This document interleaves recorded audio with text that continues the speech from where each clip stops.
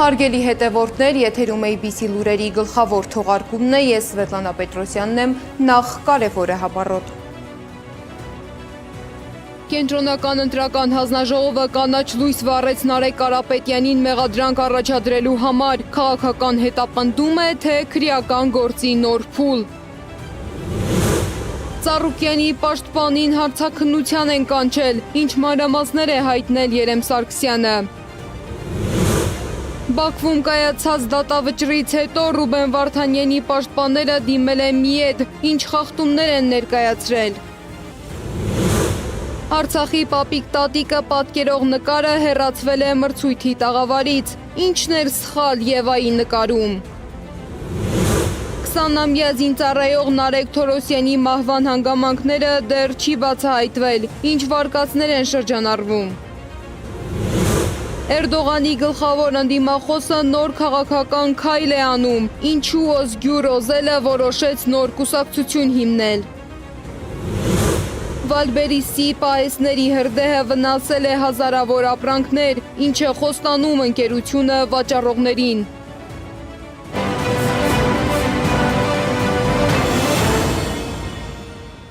Ուժեղ Հայաստան խմբակցության պատգամավոր Նարեկ Կարապետյանը չի կալանավորվի։ Կենտրոնական ընտրական հանձնաժողովն այսօր համաձայնություն տվեց Կարապետյանի նկատմամբ քրեական հետապնդում հարուցելու դատախազության միջնորդությանը, բայց վերադարձրեց կալանքի միջնորդությունը, ինչը ըստ փաստաբան Արամ Վարդևանյանի համարժեք է դիմումը մերժելուն։ Գործի հիմքում Ուժեղ Հայաստան կուսակցության անդամ Ալիկ Ալեքսանյանին վերագրվող մեղադրանքներն են։ Ալեքսանյանին մեղադրում են հավաքի մասնակցելու նպատակով մարդկանց նյութապես շահագրգռելու և առանձնապես խոշոր չափերով փողերի լվացման համար։ Սկսվեց քննարկումը արդյոք խափանման միջոց ազատազրկելուն վերաբերող կարող է կիրառվել, թե ոչ, կրկին դա պետք է կենտրոնական ընտրական հանձնաժողովը համաձայնություն տա, եթե առաջնորդվում ենք այն մեկնաբանությամբ, ինչով այս ամենը տեղի ունենում։ Մենք ներկայացրեցինք մեր հակափաստարկները։ Շատ պարզ ասեմ, նիստի ընթացքում, որը կրկին դռնփակության կարգով էր քննվում, պատգամավորի կարգավիճակ եւ լիազորությունների ստանձնում։ Այն հարցը, որը մի քանի ժամ առաջ միասին էին քննարկում նույն սահմանադրական դատարանի 16-19 որոշման տրամաբանությամբ։ Ակնհայտորեն ձեզ բացահայտեմ նաեւ, ես ինքս հիմա եւս ունեմ պատգամավորի կարգավիճակ։ Նարեկ Կարապետյանը ունի պատգամավորի կարգավիճակ։ Ուզում եմ նաեւ նշված դետալը եւս բացահայտել, Նարեկ Կարապետյանը Ուժեղ Հայաստան առաջիկայում ձևավորվող խմբակցության տեսանկյունից այնպիսի առանցքային դերակատարում ունի, որ Նարեկ Կարապետյանի նկատմամբ այս ամենը, երբ ասում ենք նպատակ ունի նաև քաղաքական ընդհանուր գործունեությունը, ոչ միայն Նարեկ Կարապետյանի, այլ Ուժեղ Հայաստանի խաթարելու պատահական չենք նշում։ Այդ հանգամանքները նիստի ընթացքում էլ եւս ներկայացվեց, այսինքն թե իրավական կոմպոնենտը սահմանադրաիրավական, թե քաղաքական բաղադրիչը։ Երկուսն էլ պարտադիր քննարկման ենթակա են։ Բարգավաճ Հայաստան կուսակցության առաջնորդ Գագիկ Ծառուկյանին էլ դարձյալ տեղափոխել են մեկուսարան, առերեսումը դադարեցվել է։ Ծառուկյանի փաստաբան Էմին Խաչատրյանը տեղեկացրել է, որ ամբողջ քննչական խմբին ներկայացվել է բացարկի միջնորդություն։ Ընտրությունից հետո կալանավորված Ծառուկյանին այսօր առավոտյան էին դարձյալ ոստիկանների ուղեկցությամբ տարել քննչական կոմիտե։ Երեք փաստաբանները հայտնել էին, որ Ծառուկյանն առերեսվել էր իր դեմ բողոքող իրանցի գործարարներից մեկի հետ։ Ենթադրվում էր, որ այսօր կառերեսվի իրանցի մյուս գործարարի հետ։ Քննչական կոմիտեի բակում հավաքված Ծառուկյանի աջակիցները ծափերով են դիմավորել ու ճանապարհել նրան։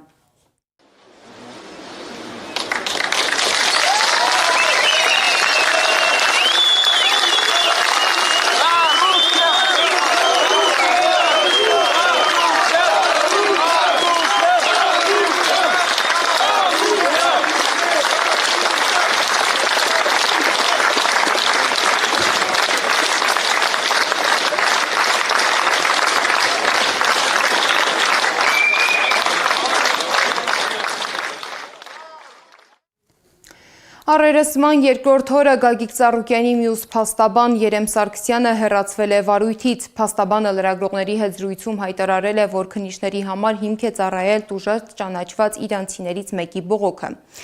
Բայց ինքը որոշումն ապօրինի է համարում և պատրաստվում է բողոքարկել։ Սարգսյանը պնդում է, որ անկախ ստեղծված վիճակից շարունակելու է պաշտպանել Գագիկ Ծառուկյանի շահերը և դատարանում ու իրավական բոլոր հնարավոր ճանապարհներով վիճարկելու է տեղի ունեցող խախտումները։ Ուրեմն անձը ցուցմունք է տվել, որ Գագիկ Ծառուկյանի հետ միջև ծանոթանալը իմ միջոցով է ծանոթացել եւ որոշ հանդիպումների ես ներկա եմ եղել։ Ասում եմ, դե քանի որ նման բան է ասել, հետեւաբար Երեմ Սարգսյանը կարող է որպես վկա հարցակնվել իմիջիալուց նաեւ ծանոթագիր են հանձնել։ Օրենքը ցիտում եմ ձեր համար, հարգելի իրապահ մարմինների գործընկերներ, որ բոլորը գոնե կարդակ, եթե տեղը չգիտեք այդ օրենքի թե որտեղ է, ես ձեզ ասեմ, որպեսի գնաք դեղություն չքաշեք, ծանոթանաք, թե որ գրված է, որ որպես վկա չի կարող հարցակնվել կամ առարկաներ, փաստաթղթեր կամ այլ նյութեր ներկայացնել փաստաբանը, բարձելու համար տեղեկություններ, որոնք նրան կարող են հայտնի լինել կապված իրավաբանական օգնությամբ դիմելու կամ նման օգնություն ցույց տալու հետ։ Ես չեմ ասում, որ ես Գագիկ Ծառուկյանի փաստաբան եմ։ Իրենց տուժողը առերեսման ժամանակ իմ հարցին, ընդ որում նորից եմ ասում, ես գիտեի, որ իրենք այս process-ը հատուկ են անում, ես այդ հարցը տվեցի կանխելու համար, իրենք չհասցրեցին տուժողին սովորացնել, որովհետև հիմա վստահ եմ, հեսա հաջորդիվ ցուցմունքներով կսովորացնեն, որ ինչ որ այլ բաներ ասի։ Առաջին ատյանի դատարանն այսօր 2 ամսով երկարացրեց Մայր Հայաստան կուսակցության առաջնորդ Անդրանիկ Թևանյանի կալանքը։ Ավելի վաղ Թևանյանը հայտարարել էր, որ ցանկանում է իր գործով բաց դատաքննություն, որպեսզի հանրությունը տեսնի, ինչ մեղադրանքներ են ներկայացված իր դեմ։ Նրան ձերբակալել են մայիսին լրտեսության եւ պետական դավաճանության մեղադրանքով։ Իրավապաշտպան Սիրանուշ Սահակյանն էլ հայտարարել է, որ Ռուբեն Վարդանյանի գործով հուլիսի 19-ին պաշտոնական գանգատ է ներկայացրել Մարդու իրավունքների եվրոպական դատարան եւ այնտեղ ներկայացնելու են նրա շահերը։ Սահակյանի խոսքով գանգատում ներկայացված են Մարդու իրավունքների եվրոպական կոնվենցիայի 8 հոդվածների խախտումներ համապատասխան իրավական եւ փաստական հիմնավորումներով։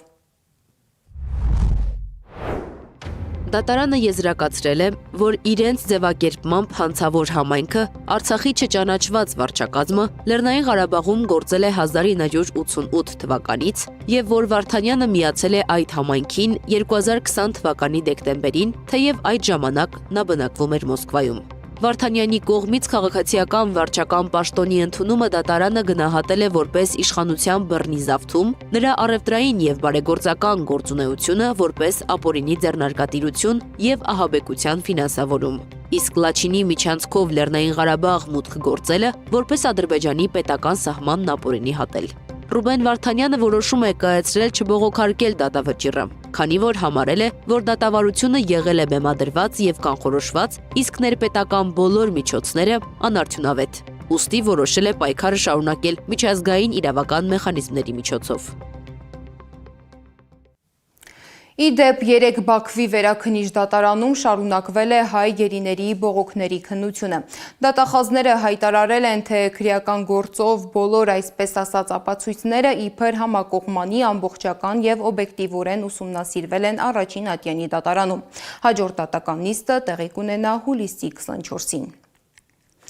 Բաքվի հայատյաց քաղաքականությանը զուգահեռ Արցախի թեման հերթական անգամ դարձել է հանրային քննարկման առարկա, այս անգամ դպրոցական ցուցահանդեսում։ 11-ամյա Եվայի նկարած Դեդո Բաբոն հեռացրել են ցուցափեղկից, այն որակելով հակապետական քայլ։ Դեպքի մանրամասները Անի Աբաղյանն է պարզել։ Կյանքում չէի պատկերացնի, որ Արցախի մասին պատմող նկարը կհեռացնեն ցուցահանդեսի պատից։ 11-ամյա Եվան է։ Ցուցահանդես է գնացել այսպես՝ Դեդո Բաբոյի նկարով։ Նկարել եմ ցուցահանդեսից մի քանի օր առաջ։ Ընտրել եմ այս գույները, որովհետև ոնց այս գույների մեջ էի պատկերացնում։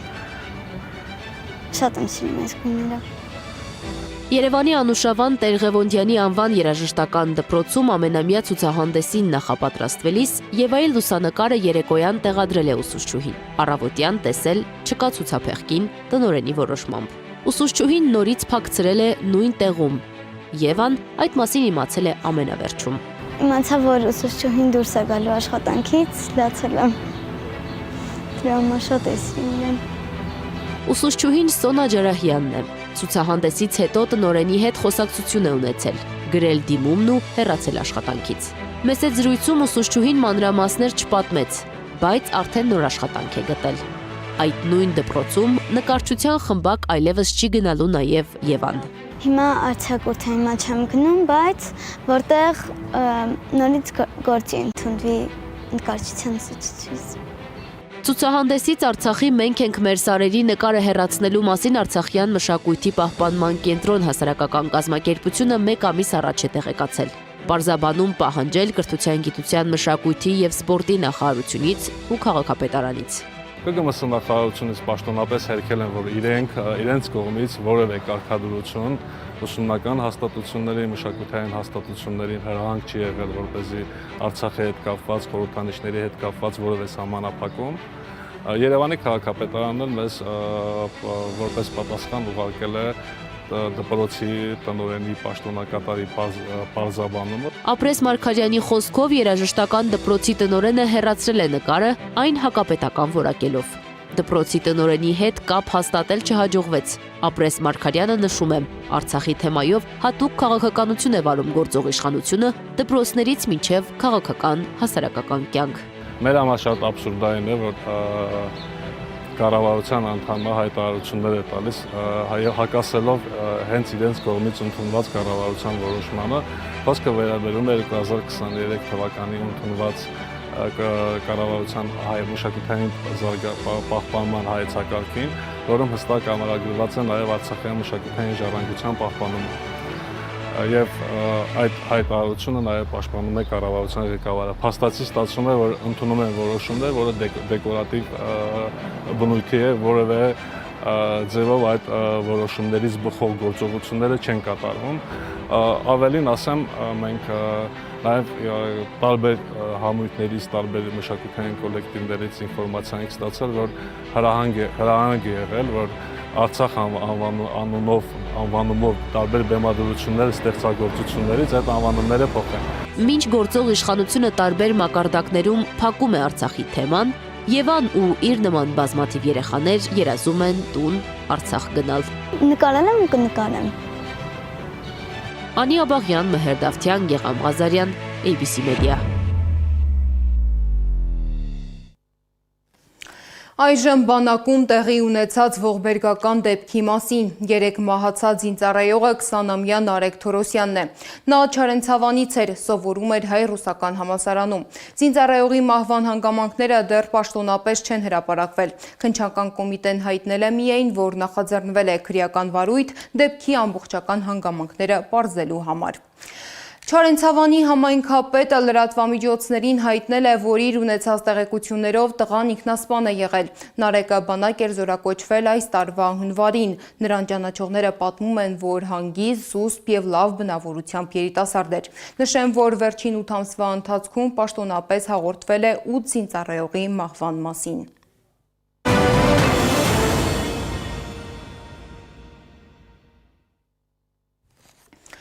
Թուրքիայի գլխավոր ընդդիմադիր ուժի ժողովրդահանրապետական կուսակցության նախկին ղեկավար Օզգյուր Օզելը հայտարարել է նոր կուսակցություն ստեղծելու մտադրության մասին։ Օզելի քաղաքական նոր շարժումը, որը կկոչվի նոր կուսակցություն, պաշտոնապես իր գործունեությունը կսկսի այս շաբաթ։ Պաշտոնյան նշել է, որ նոր կուսակցության նպատակն է իշխանության գալ եւ Էրդողանի իշխանությանը հակազդել։ Կկարողանա արդյոք Օզելը դառնալ Էրդողանի իրական մրցակիցը, թե ստեղծված վիճակից կրկին կօգտվի գործող իշխանությունը, ռեպորտաժում։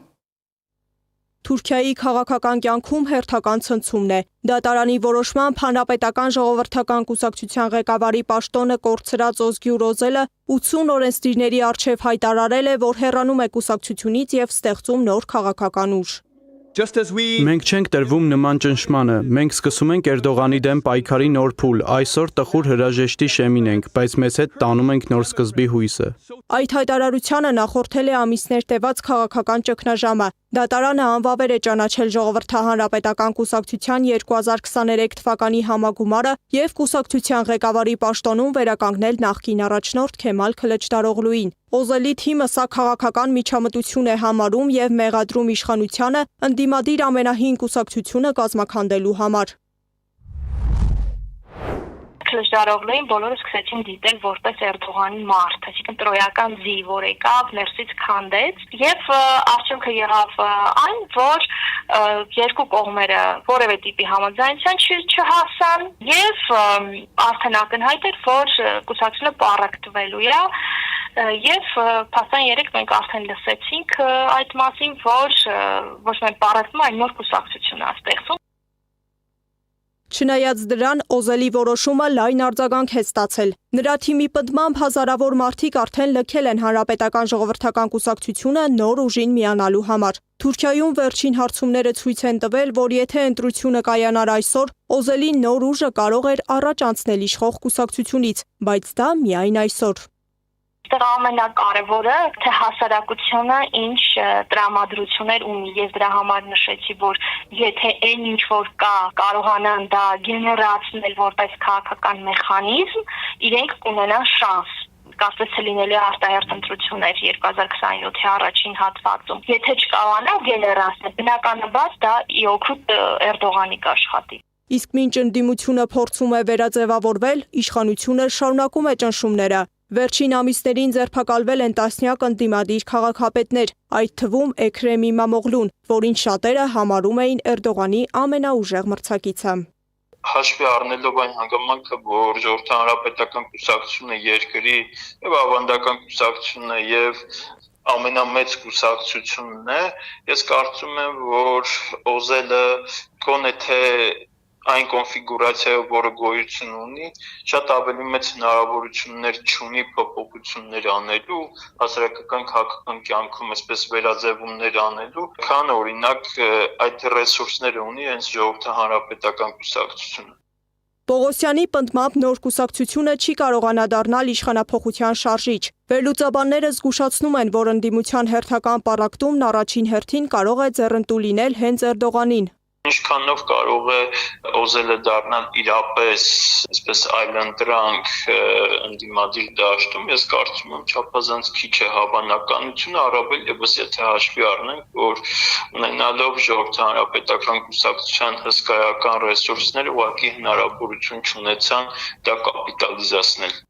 Նոր կուսակցությունը կկարողանա դառնալ Էրդողանի իշխանության համար մարտահրավեր, թե ոչ, մեծապես կախված է լինելու ոչ միայն ընդդիմության համախմբումից, այլև Թուրքիայի տնտեսական իրավիճակից, հասարակական դժգոհություններից եւ հնարավոր արտահերթ ընտրության սցենարից։ Իսկ Թուրքիայում ընթացող աճոտաժի ֆոնին Հայաստանի վերաբերյալ Օզելի հրապարակային դիրքորոշումները մինչ այժմ սակավաթիվ են։ Նա միայն մեկ անգամ հայտարարել է, որ Լեռնային Ղարաբաղի հակամարտության ավարտից հետո հայ-թուրքական սահմանը փակ պահելն այլևս իմաստ չունի եւ պետք է շարժվել հարաբերությունների կարգավորման ուղղությամբ։ Սեդակ Յուրեղյան, Անդրանիկ Մանսուրյան, ABC Media։ Լարվածությունը չի թուլանում Մերձավոր Արևելքում։ Ամերիկայի Միացյալ Նահանգները գիշերը նոր հարվածներ է հասցրել Իրանի տարածքում գտնվող ռազմական օբյեկտներին, թիրախ դարձնելով հրամանատարական կենտրոններ, անօդաչու սարքերի պահեստներ եւ ռազմական ենթակառուցվածքներ։ Իրանը հայտարարել է, որ Թեհրանում ամբողջ գիշեր գործել են հակաօդային պաշտպանության համակարգերը։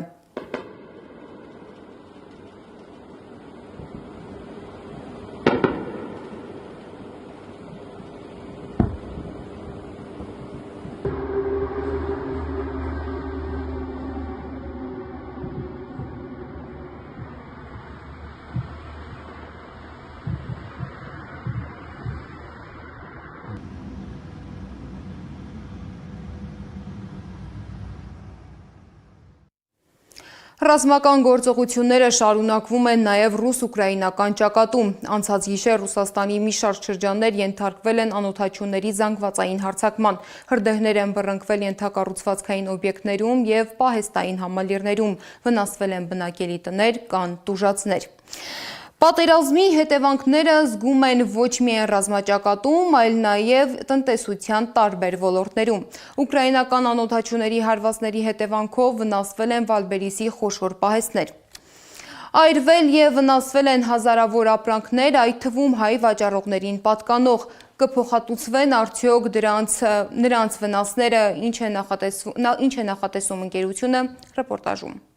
Ուկրաինական նոր հարվածների թիրախը դարձյալ ռուսական խոշոր առևտրային հարթակների լոգիստիկ կենտրոններն են։ Կրասնոդարի եւ Ստավրոպոլի երկրամասերում վնասվել են Վայլբերիսի պահեստները, այրվել են ապրանքները։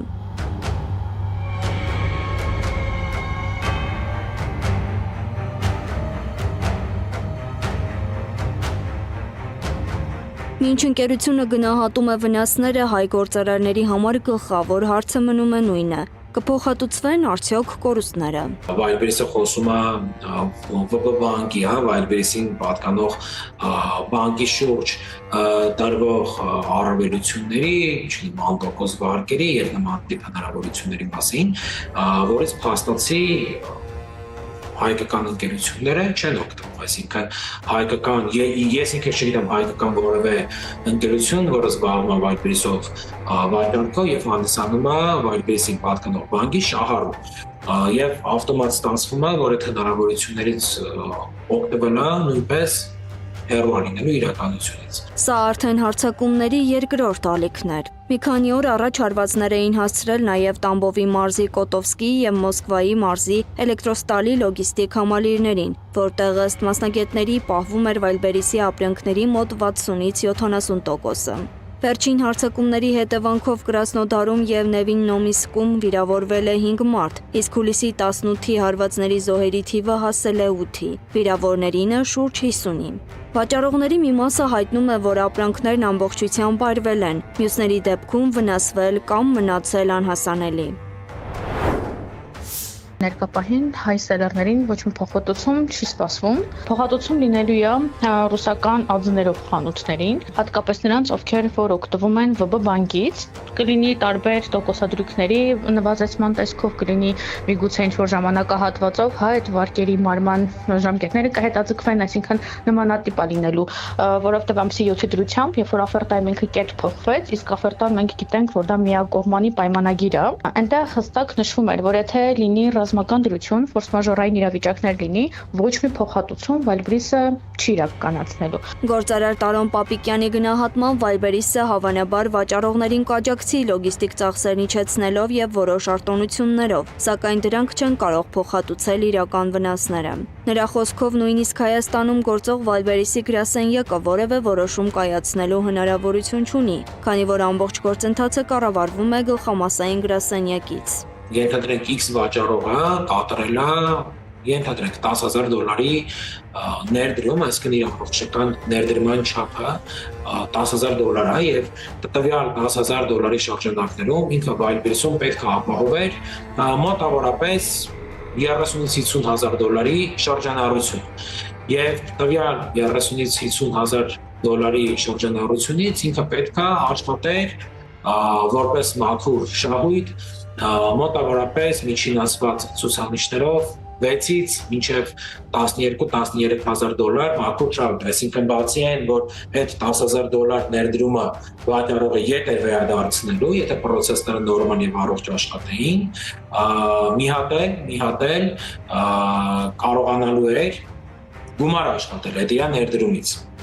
Փաստացի վաճառողը հիմա չունի այդ հնարավորությունը, իր ապրանքները վառվեց, իր ապրանքները անհետացավ ու փաստացի շատ վաճառողներ նաև արդեն չեն ունենա հավելյալ միջոցներ կամ առավել զգուշավոր այդ հավելյալ միջոցները կօգտագործեն հետագա ներդրումների համար ու արդեն մի փոքր անօգուտ է դառնում կատարել կոմիսիայի իջեցում կամ լոգիստիկ ծախսերի իջեցում, հա։ Միաժամանակ նա նշում է, որ ընկերությանը ամբողջությամբ մեղադրել չի կարելի, քանի որ ամբողջական փոխհատուցման դեպքում կփոխհատուցվեին նաև տարիներով չվաճառված ապրանքները։ Միայն էլեկտրոստալի պահեստում եղել է մոտավորապես 1.3-ից 2 միլիարդ դոլարի ապրանք։ Հիմա կարան ստեղծվի տպավորություն, որ այդքան ապրանք նոր են մուտք եղել էլեկտրոստալի պահեստ եւ միանգամից ոչնչացել են։ Չէ, իրականում այդտեղ եղել են ահավոր շատ չսպառվող մնացորդներ։ Իսկ օրինակ Դոնարա Գրիգորյանը ապրանքներ ունի թե էլեկտրոստալի, թե Կրասնոդարի պահեստներում, որոնցից երկու խոշոր խմբականակ ամբողջությամբ այրվել են։ Նա այժմ փորձում է համախմբել Հայաստանի վաճառողներին, որպեսզի միասնական պահանջ ներկայացնեն եւ հասնեն գոնե մասնակի փոխհատուցման։ Շատերը այս պահին թե իմ ուսանողները, թե մնացած այս սելլերները շատ վատ վիճակում են։ Ես ինքս միանշանակ շարունակելու եմ աշխատել Վալգրիսով, որովհետև ամեն դեպքում 2-3 պահեստով չի սահմանափակվում։ Ռուսաստանի ամբողջ դաշնությունով Վալգրիսը ունի 200-ից ավել սարսիռովոչնի ցենտրներ եւ լոգիստիկ կենտրոններ եւ պահեստներ։ Ես մեծ հույս ունեմ, որ գոնե Կրասնոդարով կվերջանա եւ այլևս ոչ մի պահեստի վտանգ չի սպառնա, որովհետև արդեն մյուս մեծ խմբականակը Չինաստանից գալիս է դեպի Ռուսաստանի դաշնություն։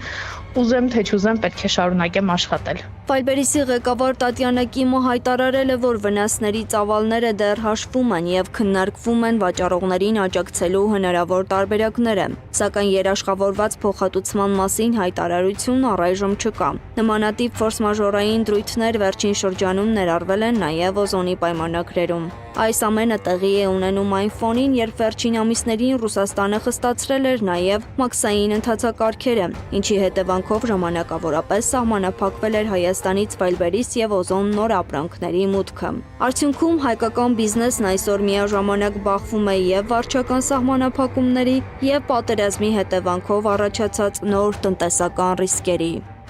Անահիտ Սարգսյան, Գեղամ Ղազարյան, ABC Media։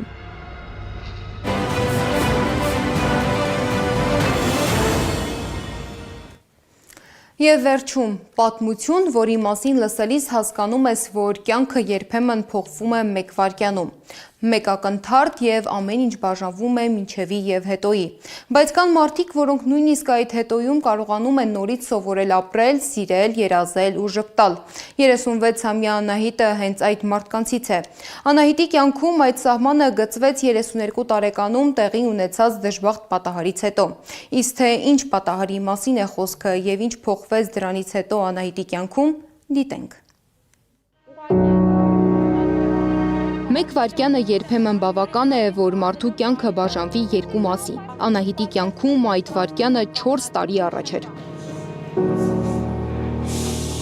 32 տարեկանում տեղի ունեցած դժբախտ պատահարը փոխեց նրա առօրյան, հնարավորություններն ու սովորությունները։ Ամուսնուս հետ գնացինք արդիկ իր հայրական տուն ու պետք էր պոպոկը ոնց էր թափահարել, որ այդ պոպոկները հավաքել, փորձեցի ներքևից թափահարել, չստացվեց ոչ մի կերպ, բարձրացա ծառը, շատ պատահական ընկա։ Հենց այդ պահին չպատկերացրեցի, թե իրականում ինչ է կատարվում իմ հետ, բայց հենց մի անգամից զգացի, որ ոտքերս արդեն անշարժացել են ու չեմ կարողանում ոչ մի կերպ շարժել։ Այսօր Անահիտը տեղաշարժվում է անվասայլակով։ Ասում է, ամենադժվարը ոչ թե նոր պայմաններին հարմարվելն էր, այլ սեփական ուժերին կրկին հավատալը եւ հասկանալը, որ կյանքը շարունակվում է նաեւ այս իրականության մեջ։ Երբեք ոչ մեկ չի ասել, թե Անահիտ դու չես քայլելու, բայց երբեք ոչ մեկ հույս էլ չի տվել, թե դա կլինի շատ շուտով ու դա կլինի հեշտ։ Միշտ ասել են պատրաստվի նրան, որ շատ դժվար երկար ճանապարհ ունես անցնելու։ Ես անցել եմ այնքան մարդկանց հետ այս ճանապարհը, ովքեր որ 20 տարի, 30 տարի այս նույն վիճակում են ու չունեն այդ քայլելու արդյունքը։ Ու բավականին բարդ է ու դժվար է այդ միջավայրում, այդ պայմաններում դու մտածես, որ դու քայլելու ես։ Բայց ես միշտ առաջին օրվանից միշտ մտածել եմ, որ ես քայլելու եմ, սա ուղղակի փորձություն է, որի միջով ես կանցնեմ ու հաստատ կքայլեմ։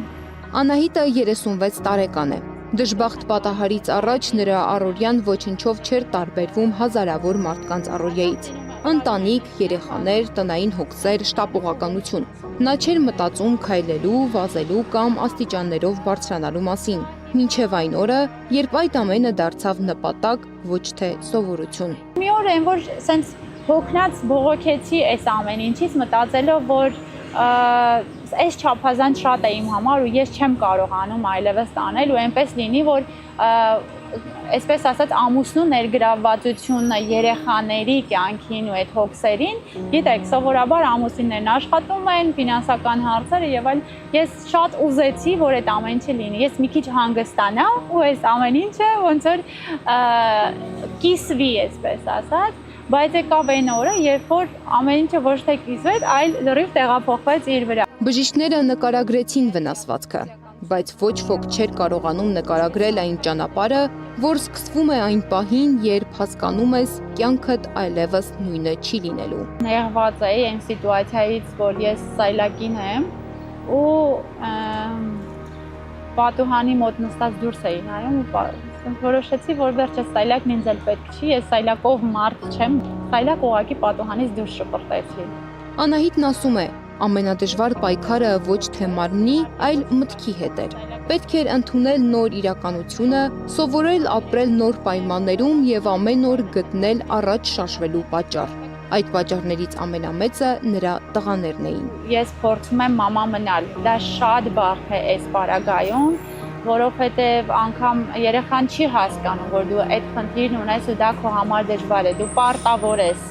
իր համար լինել չտարբերվող մյուս մամաներից։ Այսօր նրանք արդեն սովորել են մայրիկին տեսնել անվասայլակին։ Այդ պատկերը նրանց համար ոչ տարօրինակ է, ոչ օտար։ Հակառակը, Անահիտն ասում է, որ երբեմն նույնիսկ զգում է, տղաները հպարտանում են իրենով, երբ տեսնում են, թե ինչպես է հաղթահարում բարդ շարժումները։ Իրենք սովորում են սեբաստացիոն, որտեղ որ մի քիչ այլ է իրենց մոտեցումը ու ծնողները պետք է անընդհատ ներկա լինեն երեխաների հետ կապված ցանկացած միջոցառմանը։ Դու երբ որ գնում ես, դու պետք է ներգրաված լինես։ Իրենք շուրջ պար են բռնում, պարում են բոլոր ծնողներով բան։ Ու իմ համար բավականին դժվար է եղել, ամենադժվար բաներից մեկը հենց այդ է եղել, օրինակ, որ գնալ ու ներկա լինել այդ ամեն ինչին ու հեռվից նայել, թե ոնց է մյուս ծնողները այդ շուրջբարին մասնակցում, իսկ դու հեռվում նայում ես։ Դիտում էր ու ժպտում, բայց սրտի խորքում ուզում էր այդ պահին լինել նրանց կողքին, բռնել տղայի ձեռքն ու պարել նրա հետ։ Գուցե հենց այդ պատճառով էլ ամենաշատը կարոտում է պարելը։ Շատ եմ սիրել ու հատկապես ոտքերով պարելը, իմ մոտ, չգիտեմ, ոտքերի շարժումներն ու պարը իմ համար իմ կյանքում շատ մեծ տեղ են ունեցել ու ես այսօր ամեն օր պայքարում եմ դա վերականգնելու համար։ Բայց երազանքները չեն ավարտվել։ Այսօր նա ցանկանում է ճանապարհորդել։ Մեր ամենամեծ նպատակներից մեկը հենց դա էր ու անգամ ուզում ենք ավտոտնակներ, որ լինում են, դրանցից ունենանք ու ամբողջ աշխարհով ճամփորդենք։ Ունի եւս մեկ մեծ նպատակ՝ գիրք գրել։ Շատ վաղուց, երբ որ սկսեցի իմ էմոցիաների մասին գրել, արտահայտել էջումս, շատ ընկերներ միշտ ասում էին Անահիտ անպայման պետք է գիրք գրվի, Անահիտ այս մտքերը ափսոս եմ, որ դու չարտահայտես։ Ու այդ միտքը ոնց էր այդպես ծնվեց։ Ես կուզենամ ունենամ այն գիրքը, որը կփոխի իսկապես մարդկանց կյանքը։ Հուսամ մի օր կնկարվի նաև ֆիլմ այս ամենի մասին։ Ասում է այս ճանապարհը միայնակ չէր հաղթահարի։ Ամուսինը խոհանոցը վերափոխել է այնպես, որ կարողանա ինքնուրույն պատրաստել։ Ամենադժվար բաներից մեկը ճաշ պատրաստելն է, այսպես ասած, հենց սուպիկներ ասվածը, որ տղա շատ է սիրում ու ես պետք է փորձեմ միշտ անել։ Ամենաբարձը այդ կացայի մեջ նայելը, այդ եռացրած ջրի հետ գործ ունենալը եւ այլն ու դեպքեր են եղել, որ այդ կացան այտենց շուռ է եկել ին վրա կամ տանը։ Պատմում է նաեւ ընկերների մասին, որոնք երբեմն առանց նախազգուշացնելու կերակուր են պատրաստում ու կացան ձեռքներին գալիս իրենց տուն։ Ասում է, դա ոչ թե խղճահարություն է, այլ հոգատարություն։ Երբ ես հիվանդանոցում հայտնվեցի, ռեանիմացիայում պարկած էի, բուժքույրն եկավ, ասեց Անահիտ ջան, քո 4 քույրիկներն են եկել ու նստած այնպես են լացում, մեկը մյուսին հանգստացնում ու ես չգիտեմ ինչ վերաբերմունք ցույց տամ, չգիտեմ, չի կարելի ներս մտնել, բայց ես իրենց թույլ կտայի, չկարողացան իրենք ասում, այնքան այնպես են լացում ու եկել էին քեզ գիրք թողեցին ու գնացին։ Այդ գիրքը նարեկացին էր, որ բերել էին։ Անահիտն ասում է, որ այլևս չի կենտրոնանում կորցրածի վրա։ Փոխարենը փորձում է նկատել այն, ինչ դեռ ունի։ 4 տարի առաջ մեկ վայրկյանը փոխեց նրա կյանքը, բայց այդ վայրկյանը չկարողացավ խլել ամենակարևորը՝ ապրելու ցանկությունը։ Նրա կարծիքով կյանքը միշտ չէ, որ մարդկանց տալիս է ընտրության հնարավորություն, բայց այն միշտ թողնում է ընտրություն, ինչպես ապրել դրանից հետո։ Անահիտն ընտրել է ստեղծելը, ժպտալը, սիրելը, երազելը։